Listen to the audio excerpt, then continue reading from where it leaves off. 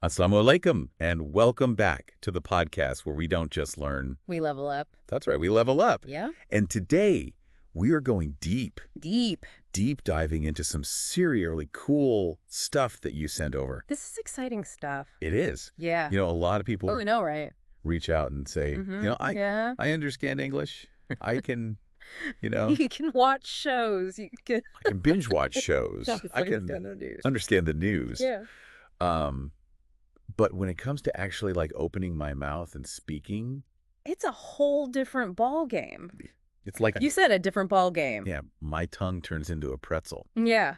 I I can totally relate to that. And then That feeling of like, Yeah. you have all these thoughts in your head, right, but then they just kind of like they get stuck. get stuck. Yeah. Yeah. And the notes that you send are amazing because they're all about how to get past that. Exactly. And it's so interesting because your sources really pinpoint this exact challenge, like that gap between understanding and speaking. Mm-hmm. And they highlight this difference between what we call passive and active language skills. Okay. So you've been amazing at training your brain to understand English Right. through listening and reading, which is fantastic for comprehension, Okay. but that doesn't automatically mean you can speak it fluently. Right. So it's kind of like, Knowing all the ingredients in a dish, yeah. but having no clue how to actually cook it. Oh, I like that. Okay. Yeah. So we're missing like the recipe. Exactly. We need that recipe. Okay. So We need to get you cooking. we need to get cooking. Yeah. So tell me about this first technique that, Okay, so the first one that really stood out to me was the shadowing technique. okay, shadowing. Yeah, and Okay. it's really simple but super effective. Okay. So basically, you pick your favorite English show Right. or a podcast, something Mhm. you really enjoy listening to, Yeah. Okay. and you play a short line, pause it, Okay. and then you repeat it out loud, Okay. trying to match the speaker's speed and intonation. So like I'm literally like a You're shadowing them. shadow. Okay. I like that. Yeah. Okay. So I'm shadowing them. Exactly. You're their shadow. Okay. And the key here is to really focus on those little details, Okay. like the way the speaker's voice goes up and down, Okay. the pauses, they take the rhythm of their speed. Okay. It's all about mimicking those nuances. Okay. And, when we think about how our brains learn languages, Mm-hmm. this technique is brilliant Okay. Why? because it directly addresses that active production challenge. Okay. It's not just about understanding the words in your head. Mhm. It's about training your mouth, your tongue, your vocal cords Yeah. to actually produce those sounds. Oh, okay. So you're essentially wiring those auditory and motor cortexes together, Okay. the part of your brain that processes sound Okay. and the part that controls movement. Got it. So by copying those native speakers, you're internalizing that natural flow of English Oh, okay. subconsciously. So like I'm not even thinking about it, but my brain is like, okay, Your brain is doing the work for you. this is how you do it. Exactly. Okay. And the best part is Right. you can see results pretty quickly. Really? Yeah, your sources suggest that even just 5 minutes a day, 5 minutes. 5 minutes of this focused shadowing Mm-hmm. could lead to noticeable changes within a week. So like within a week, Yeah, people could be like, wow, you're English. exactly. Okay, so 5 Right. minutes a day On of people. shadowing. And it sounds almost too simple. It does. Right. Yeah. But when you think about it, Yeah. dedicating even that small amount of time to actually speaking, Mm-hmm. it makes sense. Okay, so it's like, It's those little consistent efforts right. that really add up. And Yeah. that brings us to another important point about language learning. Okay. It's not always about those big dramatic breakthroughs. It's Sure. about consistency. It's about those small efforts that you make day after day. Okay. So 5 minutes of really focused shadowing, Mm-hmm. where you're actively replicating those sounds and patterns, Yeah.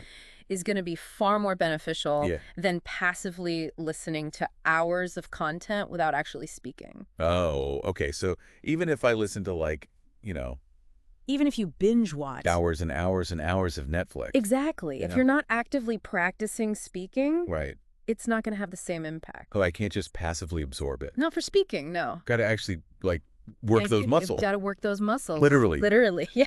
Okay, now let's talk about grammar Okay. because It can be a bit of a nightmare, it could be a bit of a nightmare. especially when you're dealing with things like, Oh, especially like those tenses. yeah, the tense. Like has been, had been, was being. Oh, yeah, those are tricky. Those are like brain Yeah. twisters. Well, they are, and your sources actually have a really great way of breaking this down. Yeah. Using your friend Ali as an example. Ali, okay. So they say, Ali has been sleeping for 2 hours, Okay. meaning he's still asleep right now. Okay. Then they give another example. Ollie had been sleeping before I called. Okay. So that sleeping action happened before another event in the past. Before you called, okay. Yeah. And lastly, Ollie was being rude yesterday, Okay. which describes his behavior in a specific situation in the past. So it's like a specific moment. Yeah, a specific moment in the past. Okay. And what makes these examples so effective is that they're not just abstract rules. Right. They're real-life scenarios. Yeah. And as your sources point out, Yeah. our brains are much better at remembering stories than they are at remembering isolated grammar rules. Right. So the key here is to shift away from memorization and focus on understanding how these tenses work in real life. Okay, so like what is the speaker trying to communicate? Right. By using a specific tense. Okay, I like that. Yeah. So it's like it's about the meaning behind the grammar. Right. Okay, yeah. And they even connect this to how we learn our first language. Okay. You know, you didn't sit there as a child analyzing the grammar of mucha buklagi hai when you were hungry. Oh, no. You just felt it. Yeah, I felt it and I said it. You said it. Yeah.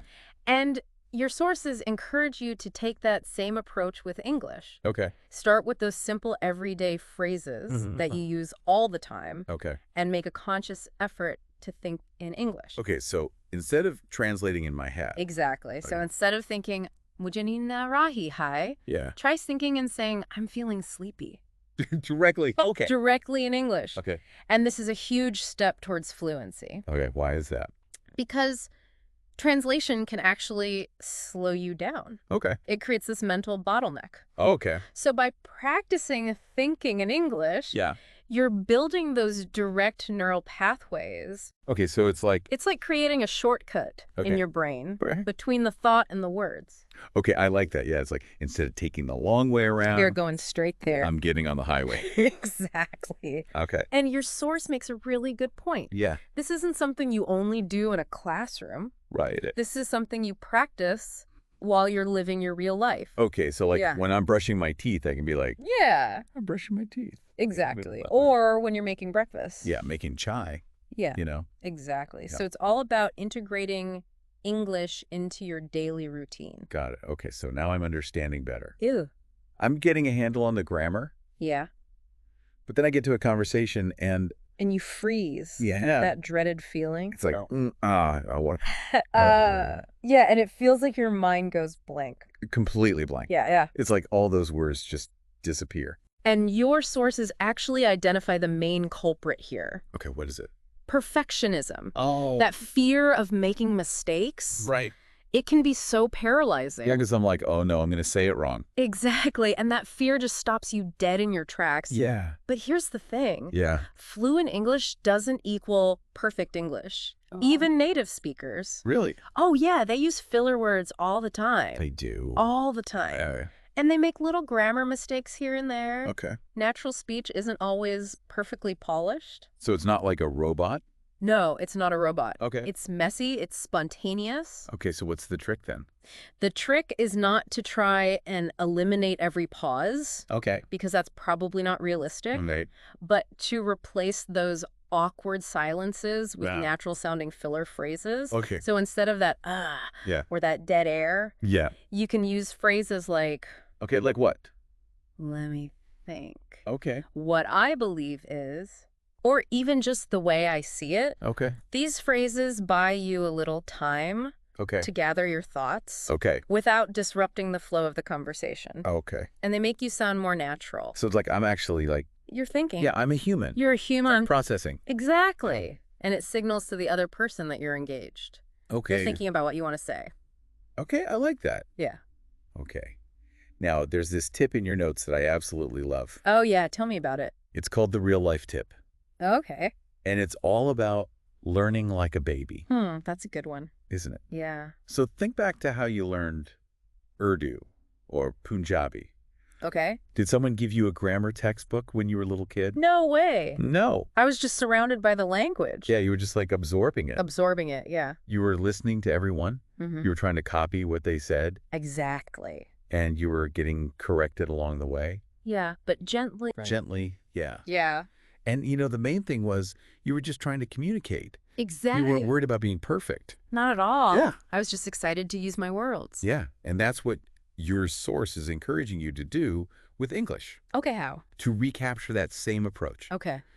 Be open to the input around you. Yeah. Try to repeat what you hear. Mm-hmm. Use English in your everyday life. Yeah. Accept that you're going to make mistakes. You will. Everyone does. Everyone does. And be proud of yourself for trying. Yes, be proud. Okay. That's so so important. I love that because sometimes I think we get so caught up in being perfect. being perfect Yeah. that we forget to just enjoy the process. Exactly. And that's what holds us back. Yeah. Okay. So now speaking of practice, Yes. you've got this really cool action item I do. right here in your notes. Let's do it. It's called practice time. Okay. And it's encouraging you, as you're listening right now, Yeah. to grab a pen and paper. Or open up a note on your phone Mm-hmm. and just write a short paragraph about something you did today Okay. in English. So simple. It could be anything. Yeah. It doesn't have to be fancy. What did you do today? It could be like, today I woke up a little late. Yeah. I made a cup of tea. Mm-hmm. I listened to a bit of a podcast. Uh-huh. Simple things. I went for a walk, whatever it is. Whatever your day looked like. And the most important thing here What's that? is that this is a no judgment zone. Yes. No judgment. So don't worry about making mistakes. Just get those words out. Just get them out there Yeah. in English. On the page. Yeah. I love that. Because this is like putting everything we've talked about into practice. Exactly. Right here, right now. It's that immediate application that really solidifies the learning. Okay, so big picture. Big picture. What have we learned? What have we learned? Your notes are basically telling you that you can totally become a confident English speaker. Absolutely. It's not about being born with some kind of magic language gene. No, it's not a magic gene. It's about It's about consistent practice. consistent practice. Yeah, and using the right techniques. The right techniques. Exactly. Like shadowing. Connecting grammar to real life. Yeah, making it relatable. Yeah, and learning like a baby. Like a baby. No judgment, just trying things out. Absolutely. And, you mentioned at the beginning Yeah. that you were looking for ways to gain knowledge quickly and efficiently. And these tips really offer that. They do. They're practical, they're actionable, Mm-hmm. and you can start using them today. Like right now. Right I'll now. Write that paragraph. Write that paragraph. And your sources also bring up some really interesting questions Yeah. for future exploration. Tell me about them. So things like focusing your learning on specific situations, Okay. like English for job interviews Okay. or English for travel. Or even using scenes from your favorite Netflix shows as learning tools. That's a cool idea. It is right. Yeah?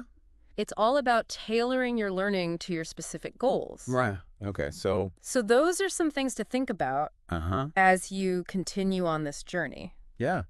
And speaking of journeys, Yeah. your notes end with this really powerful thought, I love it. and it's all about mistakes.